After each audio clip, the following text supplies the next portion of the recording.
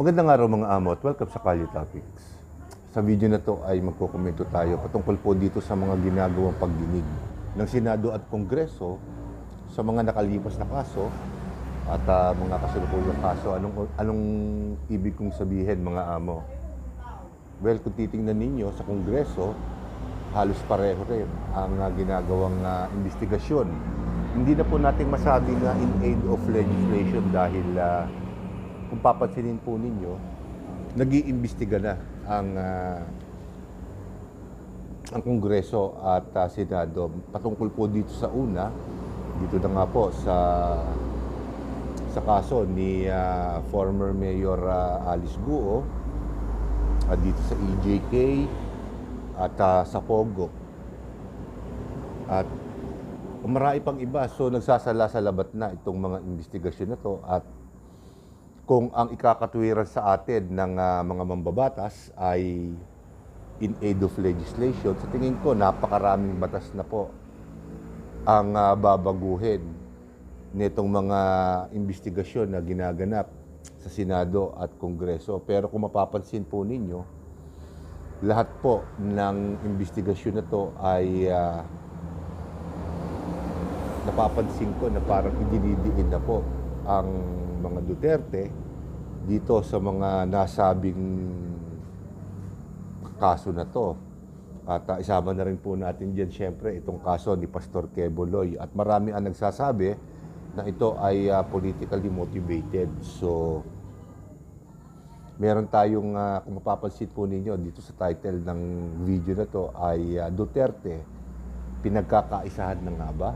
So, masasabi natin na sa itinatakbo nitong mga Senate inquiry, itong congressional inquiry in aid of legislation, kuno ay doon napupunta lahat o doon tumutungo itong investigasyon na to. Parang nakikita ko na nais nilang idiin na itong mga Duterte dito sa mga kaso na to. At nakalimutan ko, isabay na rin po natin itong napipintong pag-aresto di umano sa mga sangkot sa EJK.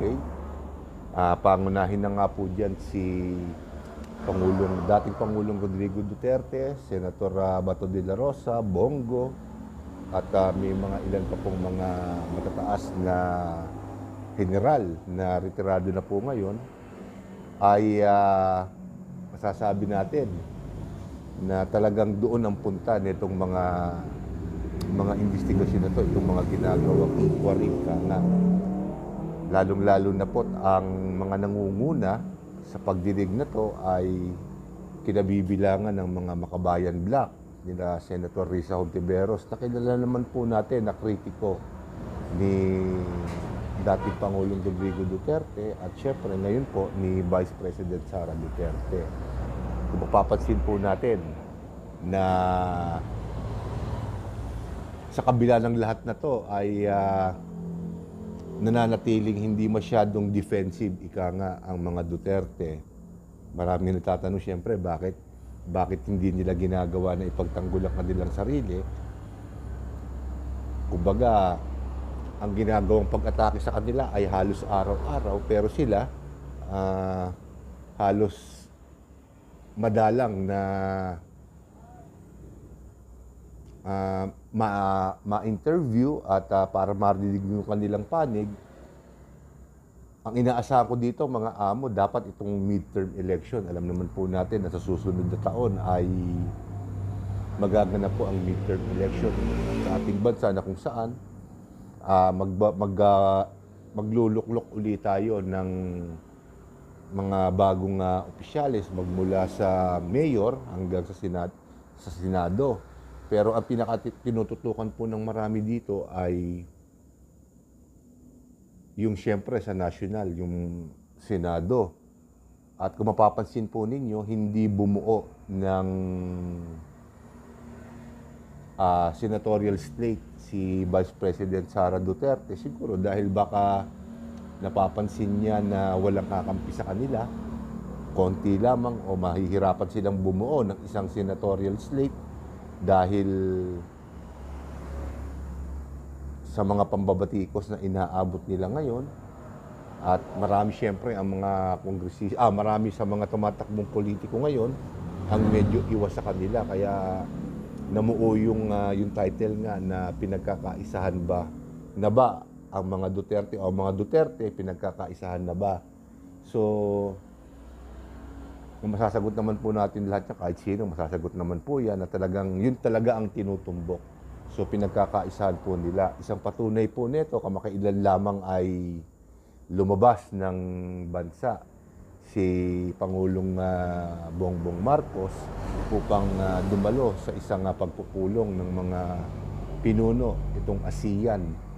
So, imbis na nakaugalian na, nakasanayan na ang Vice President ang kanyang pag-iiwanan ng pangangasiwa sa ating bansa ay mga gabinete po niya, 3 gabinete po yata niya ang itinalaga bilang caretaker ng ating bansa habang nasa labas ng bansa si Pangulong Bongbong Marcos. So marami na rin na nag-i-speculate talaga na sira na ang unit team at sa nakikita ko mukhang talagang pinabayaan na ni Pangulong Bongbong Marcos ang mga Duterte at kung ano ang aabutin ng kanilang kapalaran ay ikangan nasa kamay na sila ng investigasyon ng Senado at Kongreso. Pero sa napapansin ko mukhang ito ay taktika ni dating Pangulong Rodrigo Duterte dahil alam naman po natin na magaling sa taktika itong matanda na to si dating Pangulong Rodrigo Duterte. Sa nakikita kong ginagawa nilang diskarte ngayon, dapat kumandidato nga sila ng senador. Ang mga Duterte, si Pulong, si Baste, at si dating Pangulong Rodrigo Duterte dahil ayon sa mga survey na ginawa sa ating bansa pagdating sa senatorial ay nasa top 10 po yung mga nabanggit na personalidad. Sila Duterte clan. Pero mas pinili po nilang tumakbo sa lokal. Hindi lang po tayo sigurado kung pwede pa silang halimbawa na magbago ang kanilang isip at sabay-sabay silang tatakbo o magpapalit ng COC nila bilang pagkandidato ulit o mag-transition sila bilang senador lahat. Hindi po natin alam yan. Pero sa pagkakatanda ko mukhang hindi na po yata pwede yon dahil nag-rule out na po yata ang COMELEC na once na nakapag-file ka na ng COC, yun at yun na yun. At hindi ka na pwedeng mag-substitute, ika nga. At wala naman po tayong nakitang binuong senatorial line-up si BP Sara. Kaya most likely, itutuloy na po nila ang kanilang pagtakbo bilang si Pangulong Rodrigo Duterte ay mayor. Ang busy niya ay si Baste at si Pulong naman po ay kongresista rin po yata ang tinakbo. So kung mapapansin po ninyo, ito ano lang naman to, kumbaga hindi naman tayo eksperto sa taktika sa politika, pero parang ang ginagawa ngayon ni Pangulong Rodrigo Duterte, di dating Pangulong Rodrigo Duterte at ng mga Duterte ay kumbaga nagpapakawawa effect sila dahil alam nila na kapag ka ang isang tao, ang isang individual ay kinakawawa nila, ay ang simpatya ng tao ay nasa kanila. Iyon ang isang hindi nakikita nitong mga kongresista at senador na bumabati ko sa kanila. Kumbaga, nagpapakawawa effect sila para ang simpatya ng tao ay hindi mawala sa mga Duterte. At ito namang mga masigasig na kongresista, mga mambabatas, senador man o kongresista, ay pinipilit na masiraan. Sa sarili ko lamang pong pananaw ang mga Duterte dahil alam na alam nila na napakalakas, napakabango ng pangalan ng Duterte pagdating sa mundo ng politika. At marami naman sa atin na nag-iisip na si BP Sara ay kakandidato bilang presidente sa 2028 national election. Wala nang ibang nakikitang matitibay na kandidato sa national o sa presidential election maliban na lamang po kay BP Sara. Kaya ngayon pa lamang po ay nakikita ko talagang todo bakbak na itong mga kritiko nila. At nakapagtataka lamang po, alam nyo ito, napapansin ko lamang po sa kada ginagawang Senate inquiry o congressional inquiry ng ating mga mambabatas, hindi na nawala yung trend na bumabaliktad ng statement. Kumbaga, nung itong administrasyon na to, iba yung statement nila. At pag nagpalit na ang administrasyon, bumabaliktad na yung karamihan. Dahil syempre, alam naman po natin na mahirap bumangga sa mga nakaupo sa matataas na posisyon. At maraming pwedeng mangyari sa iyo. Ganyan po talaga ang politika, hindi lang po dito sa ating bansa, maging sa ibang bansa ay ganun din. So, kumbaga, yan na yung normal ika nga nila. Normal na ikot ng politika, siraan. Pero sa parte po natin, sa panig po natin, hindi nakakatulong sa ngayon dahil imbis na ang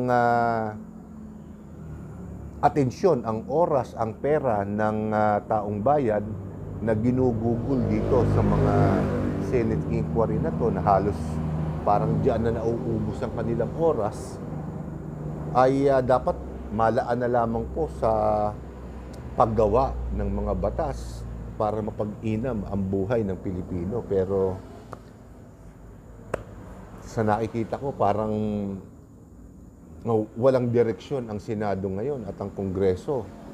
Kumbaga, paistaran lang para hindi sila mawala sa sirkulasyon. Ika nga, nakikita po nila yan na kapag ikaw ay wala sa posisyon, hindi ka nakaupo, yari ka. Dahil siyempre, may mga tao kang, nung dating ikaw ang nakaupo at marami kang taong nasagasaan, malaki ang tsansang mabalikan ka.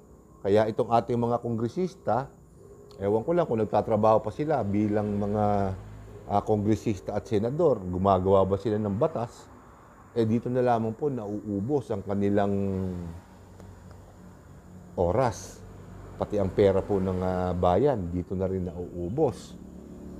At isa lamang ang nakikita kong pinupuntahan ng kanilang mga pagdinig ay upang mailugmok, maibagsak ang tatak Duterte.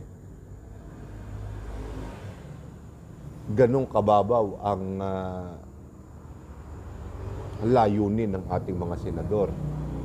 Kapag inisip po natin kung anong mga batas ang kanilang naipasa sa kasalukuyang taon na to, wala po ako naririnig na medyo ika nga sikat o nabanggit man lamang sa social media o sa mainstream media na mga batas na kanilang naipasa na makatutulong sa ating mga pangkaraniwang tao sa ating bansa. Wala. Ang presyo ng bigas napakataas pa rin. Kadiwa store, sumulpot dini lamang po yan. So maraming mga pangako nung nakaraang eleksyon, nung huling eleksyon, hanggang sa ngayon ay hindi pa rin kumbaga, hindi pa rin nagagawa ng paraan, hindi pa rin naibibigay sa atin. At pagkatapos ng video na to, susunod ko pong video ay syempre, ang tatalakay naman po natin itong mga pumasa, ika nga, sa laan ng COMELEC, kung sino na po talaga yung mga opisyal na kandidato para sa 2025 national election. Gagawan po natin ng video yan. Sinabi ko po sa inyo noon sa aking mga nakaraang video na pipili na lamang po tayo ng mga kandidato sa Senado. Siyempre, hindi naman natin alam yung sa congressman na sa tingin natin ay malaki ang maitutulong para bumalik sa ayos ang Senado. Ang Kongreso, Siyempre, by district yan. Pero gagawan din po natin ng ano yan, ng video. Lalong-lalo na po yung mga party list, ika nga. So, sakyan natin itong mga party list na to. Kung sino dyan ang may itutulong sa atin, sa bansa natin. So, pagdating naman po dito sa patungkol kila Duterte, sa Duterte clan, alam niyo naman na talagang ang trabaho ng Senate inquiry na po, mapa Pogo, kay Mayor Alice Guo, EJK, at kung ano-ano pa, ay para lamang mapabagsak ang isang angkan.